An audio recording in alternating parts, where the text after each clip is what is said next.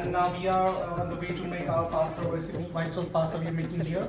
And already we have sorted the vegetables like onion,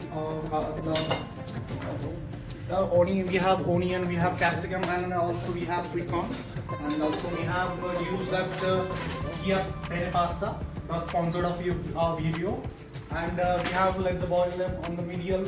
Will let the it will be settled down in few minutes. And we have yeah, see how the color look like. It's really refreshing, and you can smell the starch from here. It's really good. Oh wow, my god, it's really cool.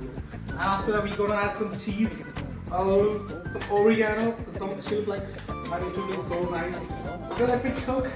Now you can have review from my wife's chips. Yeah, my true wife's chips. The owner of the kitchen. Yes, I'm the owner of the kitchen. Thank you guys.